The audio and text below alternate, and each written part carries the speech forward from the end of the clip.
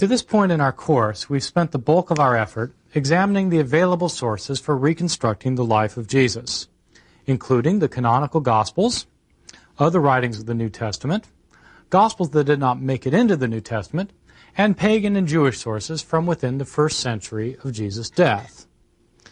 I should stress that the sources we've examined are the only sources available. If someone says something about Jesus that's not based in any of these sources, then they're making it up.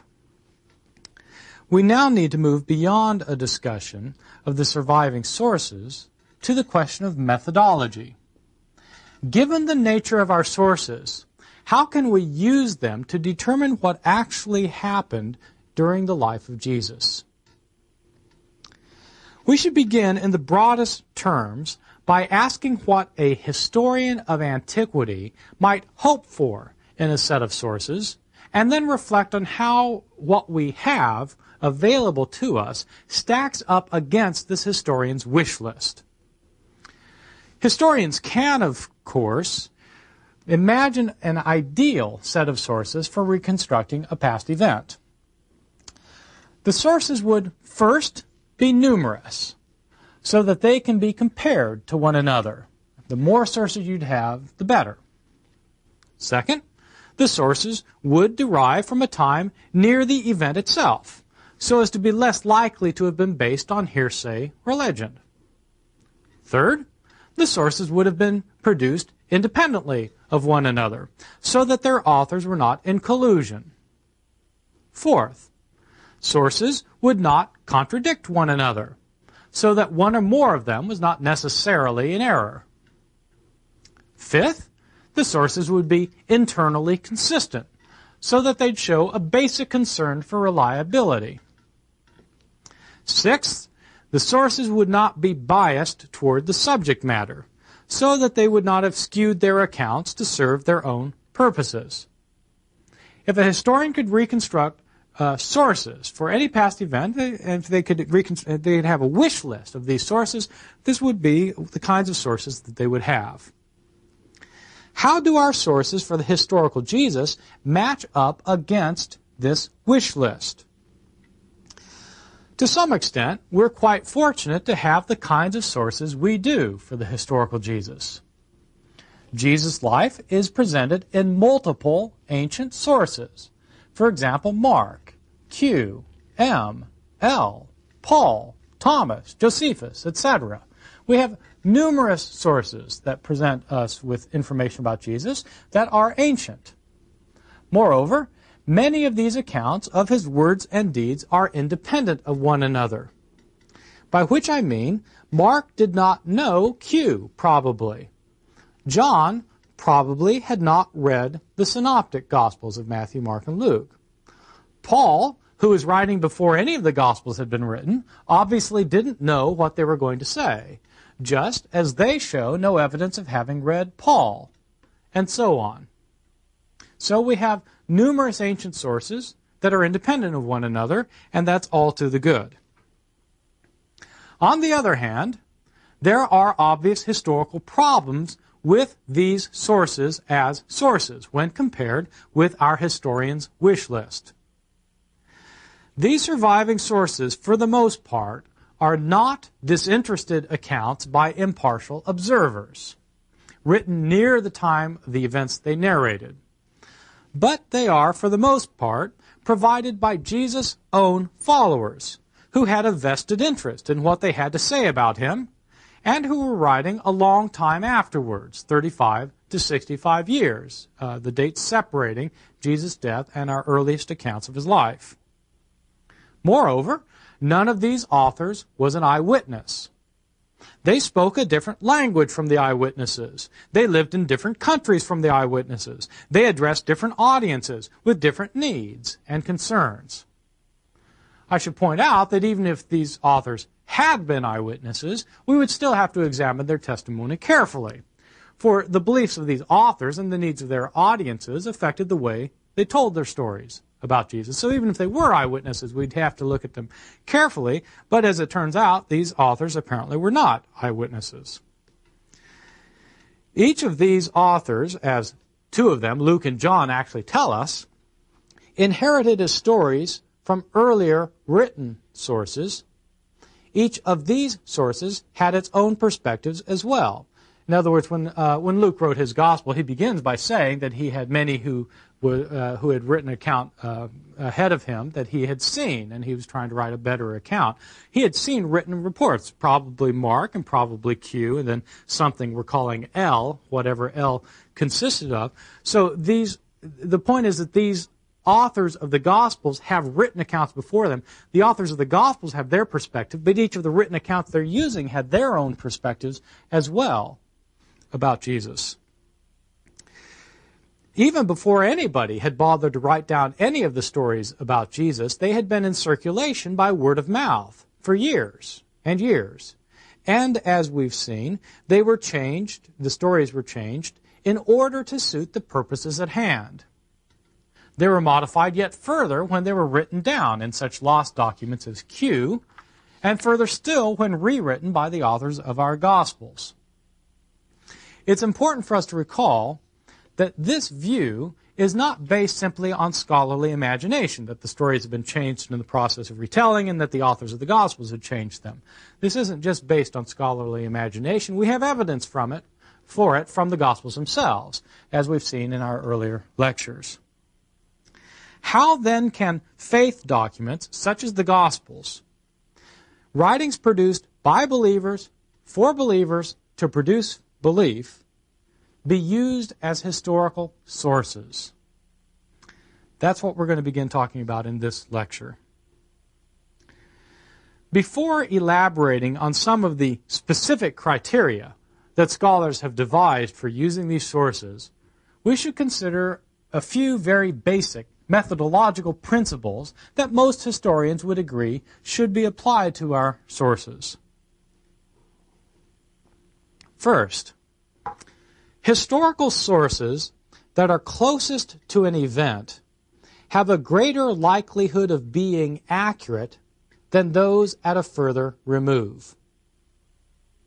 Sources closest to the event that they narrate are more likely to be accurate than those at a further remove. This isn't a hard and fast rule, of course. Sometimes later sources can recount events more accurately than earlier ones. But the rule of thumb, particularly when dealing with the ancient world, where authors didn't have our own data retrieval systems, is that the earlier is the better. The logic of the principle, especially when dealing with ancient sources, is that as an event gets discussed and reports about it circulate, there are greater and greater opportunities for it to be changed until just about everyone gets it wrong. The less time that has elapsed in the transmission process, the less time there is for alteration and exaggeration.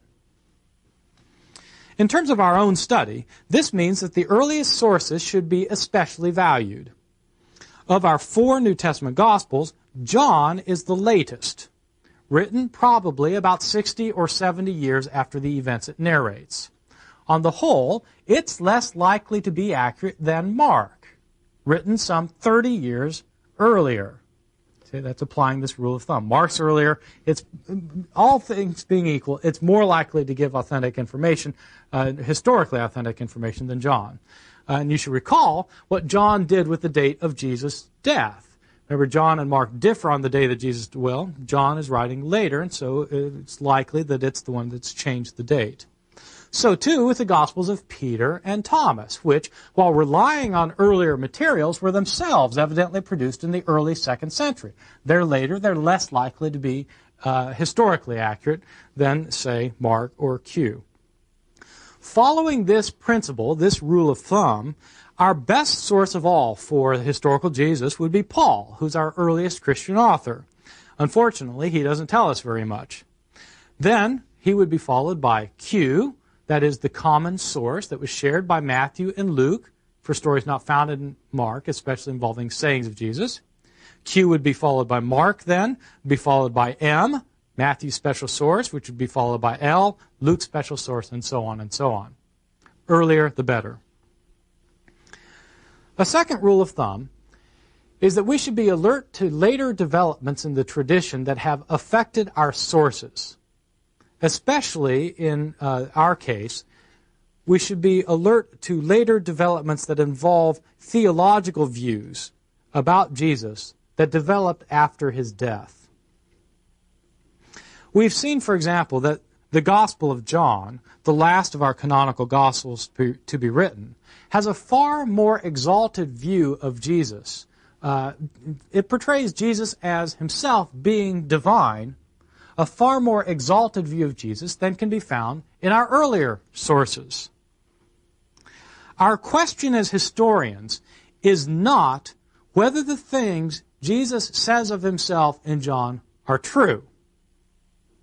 The question is whether the things that Jesus says of himself in John are the things that the historical Jesus himself actually said. That is to say, in theory, Jesus could be divine, as John indicates, even if he never said so. But that's a question for a theologian. The historian simply wants to know what Jesus actually said.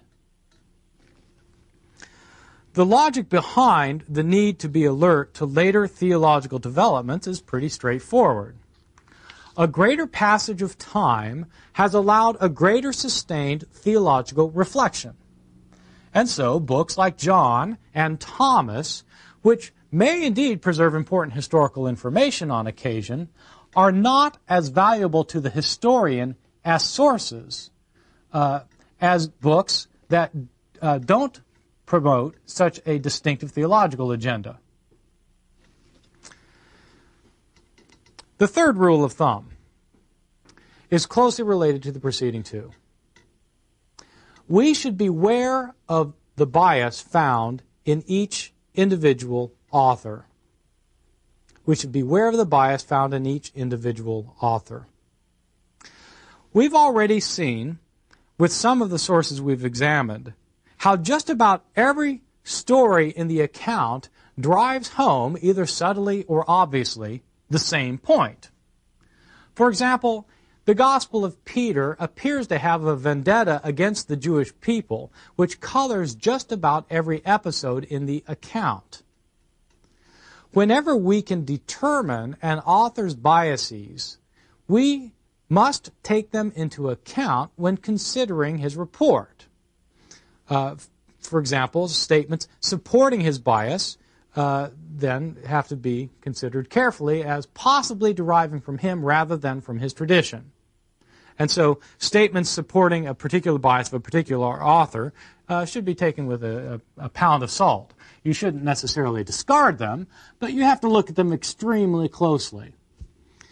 An example, then, would be the report in the Gospel of Peter that it was the Jewish king Herod and his Jewish court that had Jesus crucified. Well, in all of our other early sources, it's the Roman governor Pilate who's said to be responsible. Peter's established bias against the Jews should give one pause when evaluating his version of the event, in which it's the Jewish leaders that have Jesus crucified. Or, as a second example, remember again the change in the time of Jesus' death in the Gospel of John, where Jesus is made to die on the same day, at the same hour, as the Passover lambs in the temple. But for John, Jesus is the Passover lamb, as he himself says in chapter 1, "Behold the Lamb of God that takes away the sins of the world." We should therefore be a bit wary of his dating of Jesus' death in view of his theological agenda. These, then, are our rules of thumb. Generally, we should prefer traditions that are early, that are not theologically developed, and that do not represent the bias of the author in which the tradition is found. Three basic rules of thumb that you can use with every tradition, probably of every historical figure that you're trying to establish from antiquity. In addition to these basic rules, there are several specific methodological criteria that scholars have developed to help them reconstruct what Jesus himself actually said and did. These criteria have been developed over the course of the past half century, by scholars who have worked intimately and thoroughly with all of our surviving sources. When you read books about the historical Jesus, a number of books, as I indicated earlier, will not even bother to tell you what their criteria are for determining what Jesus said or did. They'll simply tell you what Jesus said or did, not show you why they think so. Well, that doesn't strike me as a particularly useful approach. Other books, though, will talk about methods that are being used, and the scholars who do explain what the methods are that they follow will enumerate them and describe them. Sometimes they'll enumerate them differently from the three I'm going to give you here.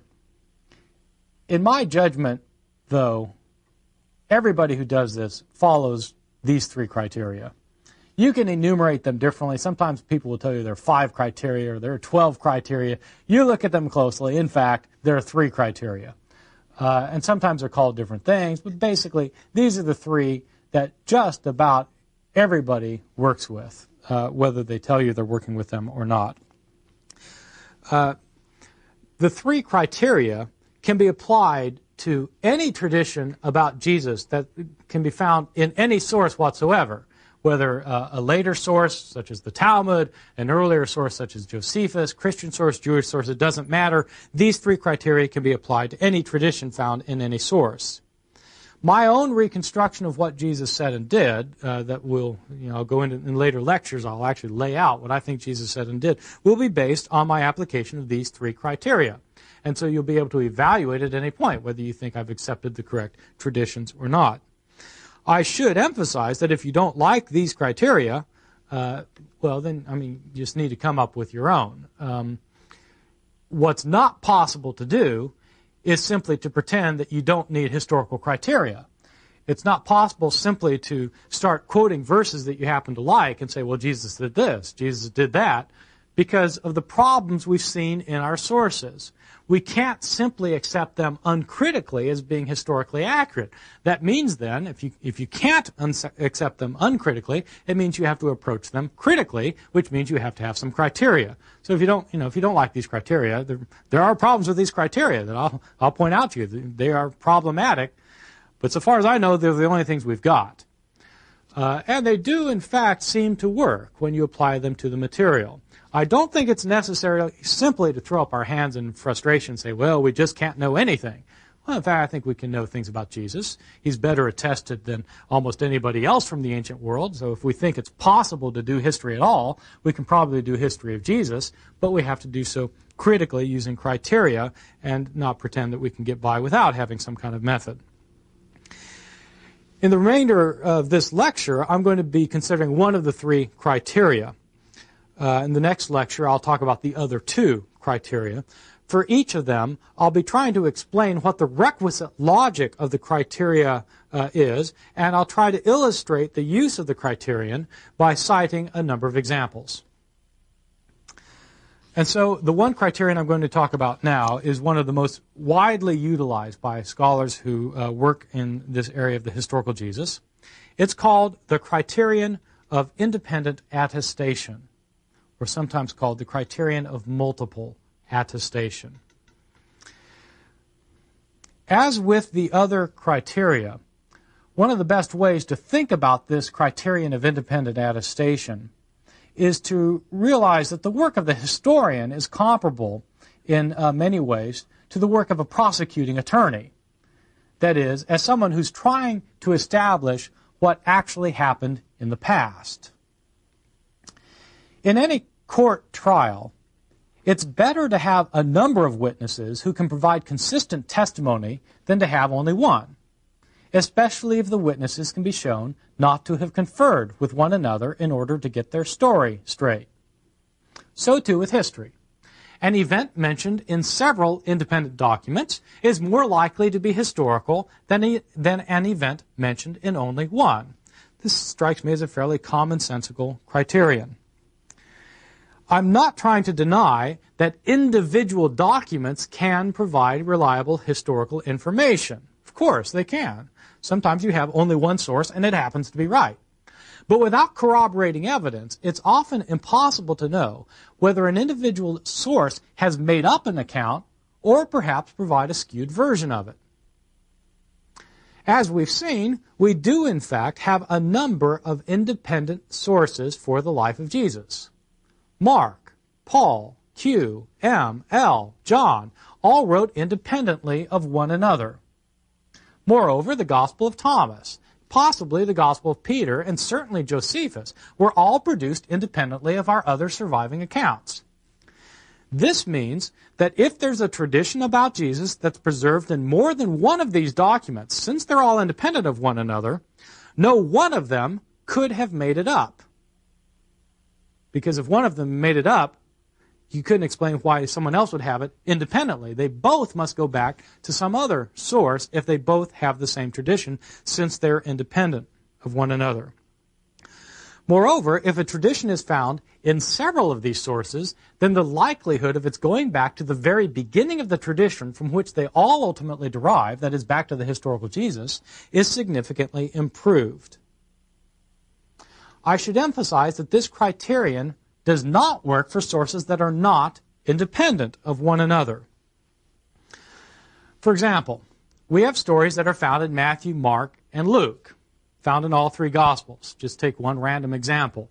The so-called story of the rich young man. A man comes up to Jesus. He asks him, "What must I do to have eternal life?" Jesus says, "Keep the commandments." The man says, "Which ones?" He says, "Well, do not kill, do not commit adultery, don't do this, don't do that."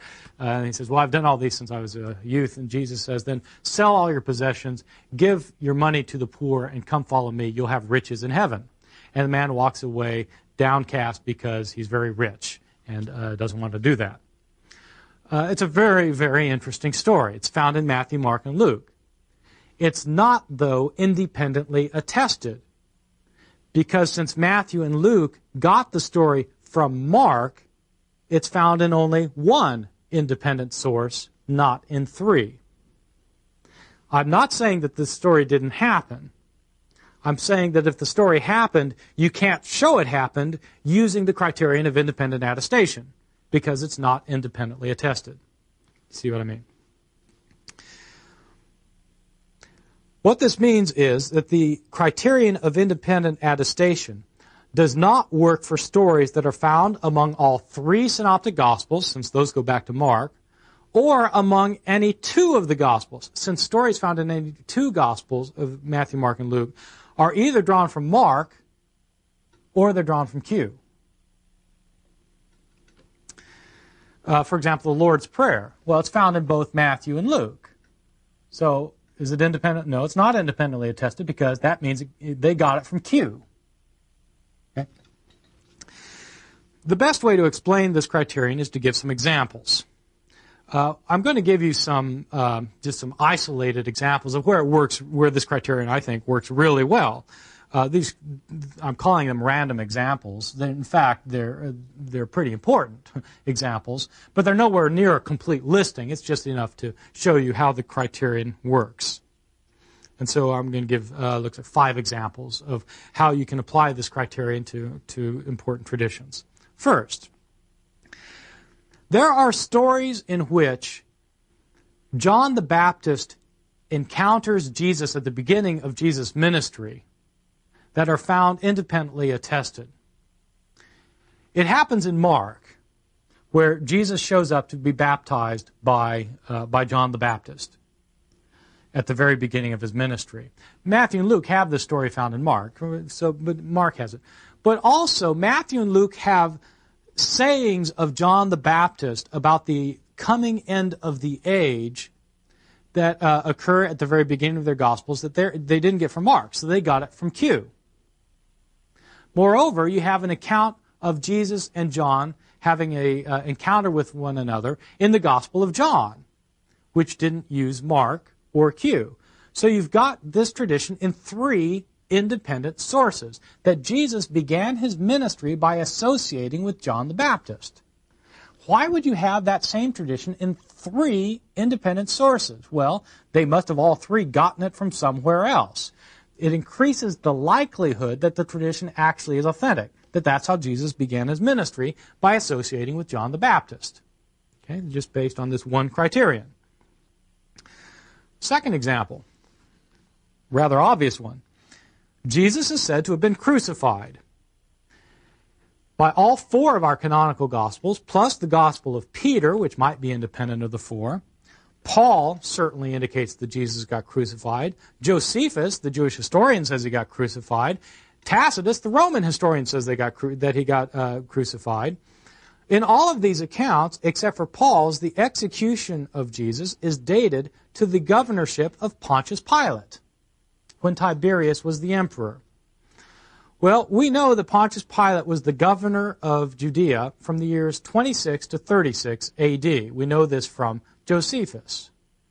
Given the widespread independent attestation involved here, Jesus was crucified under Pontius Pilate, sometime between the years 26 and 36.